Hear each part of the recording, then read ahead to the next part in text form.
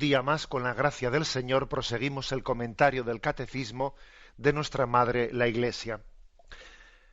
Estamos en el apartado que tiene como título Los misterios de la vida oculta de Jesús. Y son 4 puntos que, después de haber concluido el apartado anterior los misterios de la infancia de Jesús, que eran la circuncisión, la epifanía, la presentación de Jesús en el templo, la huida a Egipto, la matanza de los inocentes. Bien, antes de comenzar propiamente el ministerio de la vida pública de Jesús, el Catecismo reserva 4 puntos para hablar de la vida oculta de Jesús. Es a partir del punto 531. Dice así: Jesús compartió durante la mayor parte de su vida la condición de la inmensa mayoría de los hombres, una vida cotidiana sin aparente importancia, vida de trabajo manual, vida religiosa judía sometida a la ley de Dios, vida en la comunidad. De todo este periodo se nos dice que Jesús estaba sometido a sus padres y que progresaba en sabiduría, en estatura y en gracia ante Dios y ante los hombres. La verdad es que el Catecismo nos ha subrayado que estamos hablando del periodo de la vida de Jesús, el más largo, sin duda alguna. Es el periodo que dura más tiempo, el de la vida oculta de Jesús, porque sabemos que hasta los 30 años pues él no comenzó la vida pública, y por lo tanto Jesús nos está redimiendo y nos está dando una gran enseñanza en este tiempo de la vida oculta. El hecho de que se sepa tan poco, el hecho de que haya tan pocas páginas, tan pocos versículos destinados a este tiempo de la vida oculta, no es porque sea un fallo, no es porque haya una carencia, sino sencillamente porque forma parte de lo que Dios quiere revelarnos. O sea, el silencio de los evangelios sobre estos años de la vida oculta es un silencio que no es por una carencia de revelación, no, es que es un silencio que es acorde con lo que Dios quiere revelarnos en estos años de la vida oculta. Si Dios hubiese querido revelarnos más cosas concretas, las hubiese revelado, que para algo es el Espíritu Santo quien ha inspirado el libro, las Sagradas Escrituras. O sea, que no dudemos de que la revelación es la que Dios ha querido que sea, ni más ni menos. Es un silencio pues elocuente, el silencio de la vida oculta, un silencio elocuente. Fijaros que poquitas cosas se dicen, pero ¿cuánto se dicen en ellas? Lucas 2, versículos del 51 al 52. Bajó con ellos y vino a Nazaret y vivía sujeto a ellos. Su madre conservaba cuidadosamente todas las cosas en su corazón. Jesús progresaba en sabiduría, en estatura y en gracia ante Dios y ante los hombres. Se nos dice poco y se nos dice muchísimo con esto. En primer lugar, la afirmación de que Jesús vivía sujeto a ellos. El Catecismo dice la expresión vivía sometido, vivía sujeto, es decir, vivía en obediencia. El que es Dios soberano no quiso traducir su soberanía en vivir por su cuenta, en ser autónomo, en hacer lo que le parecía. No, sino vivía sujeto, vivía en comunidad, en la comunidad que es la familia, lo cual ya es una gran enseñanza. Es una gran enseñanza vivir en sometimiento. Quiere decir que lo más sagrado que podemos hacer en nuestra vida, que la forma más segura de descubrir la voluntad de Dios y de seguir los caminos de Dios en nuestra vida, la forma más segura para discernir la voluntad de Dios es la obediencia, es el sometimiento.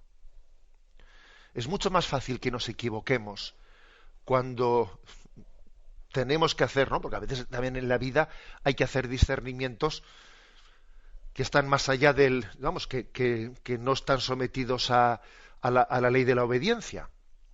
Y claro, no todo en esta vida lo llevamos a efecto bajo la obediencia explícita de un padre, una madre, un superior, ¿no? Hay veces que hay que hacer opciones en las que ya no hay nadie en concreto que te pueda indicar el camino, ¿no? Y tú tienes que discernirlo delante de Dios, preguntándote qué querrá Dios, puesto que no hay una persona que represente su autoridad que te marque el camino. Bueno, pero es mucho más fácil equivocarse cuando somos nosotros mismos, ¿no? los que trazamos el camino o los que discernimos el camino, que cuando esa voluntad de Dios nos viene expresada a través de quien Dios ha puesto en nuestra vida como representante de su autoridad. Y los padres son representantes de la autoridad, ¿eh? No olvidemos que este es el principio del cuarto mandamiento. Honrarás a tu padre y a tu madre porque Dios te los ha puesto en el camino de tu vida como una forma de recibir la soberanía de Dios y de descubrir sus caminos. Y eso Jesús también lo asumió como un camino propio. Y al asumirlo, nos está enseñando el gran valor de la familia. No nos imaginamos ni remotamente pues un Jesús que por el hecho de ser el Hijo de Dios encarnado, pues se sintiese dispensado de la obediencia hacia María y hacia José. No, en absoluto. Dice, vivía sometido. Y lo dice así, ¿eh? Vivía sometido, es decir, plenamente, no como una sumisión. La palabra sumisión en nuestro lenguaje tiene a veces unas connotaciones peyorativas, ¿no? Porque una persona sumisa, pues a veces se entiende como alguien que no tiene personalidad, que no piensa por sí mismo. Bueno, o sea, despojemos a las palabras de adherencias que son insanas. O sea, la palabra sumisión quiere decir sencillamente una abrazar la voluntad de los padres, porque uno entiende que en ella está descubriendo el camino de Dios. Esa es la sumisión. Jesús no era, entre comillas, ¿no?, un listillo, en el sentido que, claro, que como él se podía considerar, pues con como vemos, por ejemplo, en el episodio en el que Jesús se pierde en el templo. Está rodeado de los doctores, se sorprenden de que ese chico, de que ese adolescente tenga esa sabiduría para interpretar la palabra de Dios. Y entonces, claro, como Jesús tenía esa sabiduría especial propia del Hijo de Dios, pues eso ¿qué quería decir? Que Jesús, entre comillas, ¿no?, por ser un listillo, él se consideraba dispensado de tener la obediencia y la sumisión y la humildad en su casa, ante María, ante José, o en la sinagoga, él como podía tener un conocimiento de la Escritura superior a los demás, él tenía una actitud pues vanidosa, o una actitud, o era como un creído, etcétera, etcétera. Pues en absoluto. Es decir, nos está dando una gran lección de su camino redentor, la vida de ocultamiento de Jesús en Nazaret. Es una auténtica lección, ¿no?, una lección máxima, ¿no?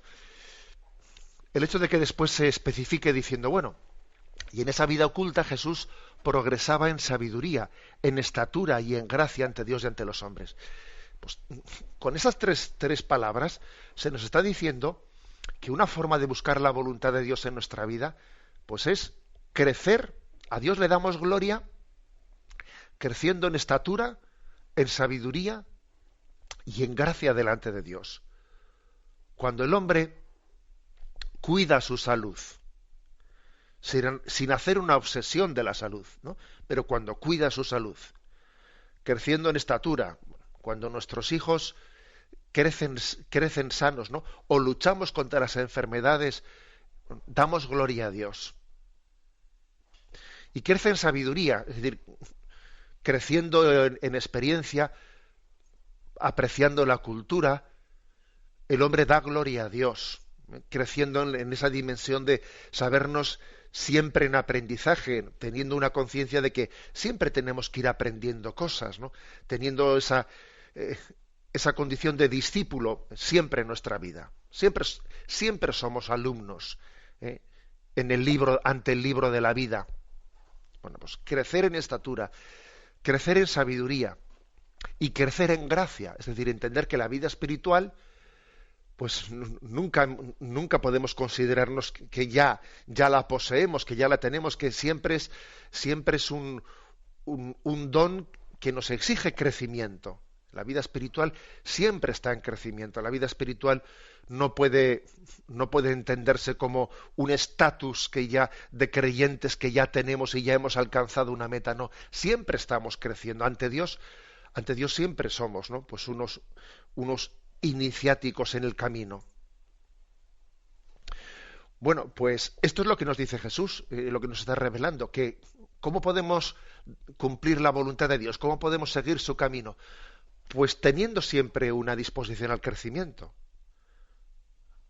Con una diferencia, fijaros bien, que en la que me lo habéis escuchado en alguna ocasión, que estas tres dimensiones tenemos que crecer físicamente, tenemos que crecer también intelectualmente, tenemos que crecer espiritualmente, con una diferencia, y es que físicamente hablando, nuestro crecimiento tiene también una ley natural de que el hombre nace, crece y después decrece, ¿eh? Y físicamente hablando, bueno, pues el decrecimiento viene al poco tiempo, o sea, la forma física, la plenitud de la forma física se alcanza, ¿eh? En unos años y enseguida viene la cuesta abajo. Eso es ley de vida. Eso es ley de vida. Entonces, bueno, pues digámoslo claramente, que ya vemos la plenitud física, qué rápido pasa. ¿Eh? Y los deportistas de élite, pues bueno, pues suelen estar muy poquitos años en primera línea. Enseguida se les pasa ya ese momento de plenitud y pues ya tienen que retirarse. ¿Eh? Ya viene la cuesta abajo. Y Jesucristo, vamos a decir una cosa, cuando él comenzó la vida pública con los 30 años, en aquellos tiempos los 30 años eran mucho más que nuestros 30 años, porque la vida era mucho más corta.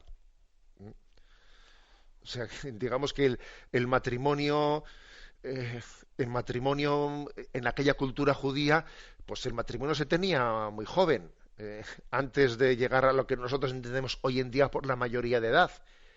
Los judíos, las doncellas judías se casaban con 15 años, y los varones judíos pues con poco más, con poco más. Quiere decir que 30 años era ya una persona que había llegado físicamente a su plenitud e incluso estaba ya en lo que entendemos ya pues una segunda fase de la vida de la plenitud física. Los 30 años de la vida pública de Jesús pues igual son nuestros 45 o 50 de ahora, es otro momento. Bien, también en la segunda fase, ¿no? El segundo aspecto, crecer en sabiduría, también tiene un crecimiento que alcanza una plenitud y luego viene un decrecimiento. Pues quizás aquellos 30 años de la vida de Jesús, que son nuestros 45 o 50 de ahora, pues quizás coinciden un poco con la plenitud de la madurez psicológica del hombre. Pero luego también viene un decrecimiento, luego somos conscientes de que la vejez también, bueno, pues hace que uno pierda reflejos, que pierda capacidad intelectual, también viene la cuesta abajo, ¿no? También viene el decrecimiento. O sea que en la santificación, en el camino de santificación de la vida cristiana, incluye el crecer y el aceptar también el decrecimiento. Las dos cosas. Uno se santifica creciendo y aceptando también que después pues viene una cuesta abajo en su vida. Las dos cosas forman parte del camino hacia la santidad. Ahora, un tercer aspecto. Dice, Jesús crecía en estatura, en sabiduría y en gracia delante de Dios. Y esta tercera dimensión, que es propiamente, ¿no?, pues la vida espiritual, la vida de fe, tiene también una especie de tope y luego una cuesta abajo, como tienen las otras dos dimensiones, la física y la psíquica o la intelectual.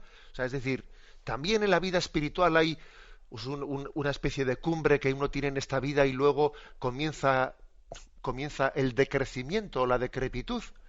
Pues obviamente la respuesta es no. A diferencia de lo que pasa en ese crecer en estatura y en sabiduría, crecer en gracia delante de Dios es algo que no tiene cuesta abajo, que es un continuo increscendo, es un continuo ir avanzando en la vida de fe y en la vida de confianza y abandono en las manos de Dios, y que concluye en la vida eterna. O sea que en el fondo aquí Jesús, en esa vida oculta de Nazaret, nos está dando una gran lección.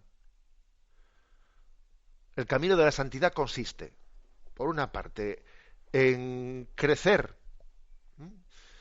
en estatura, es decir, en el crecimiento, ¿no?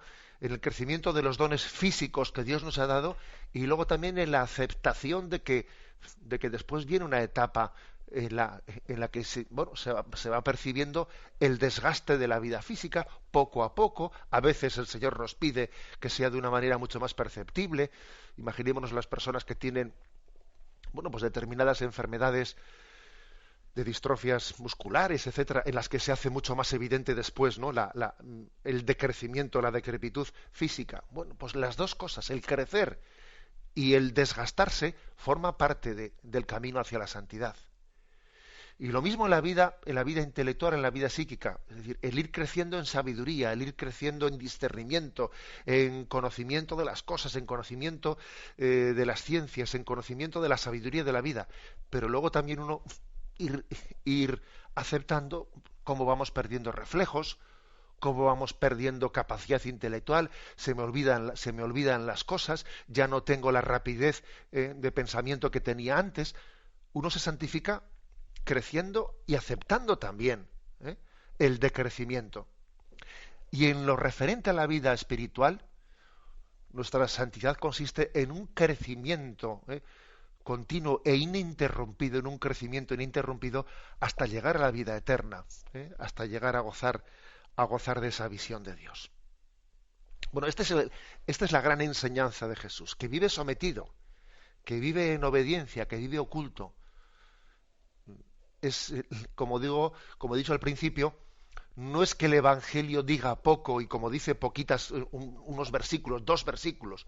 Como solo dice 2 versículos, tenemos que resignarnos a no saber nada. No, es que en esos 2 versículos se nos ha dicho todo.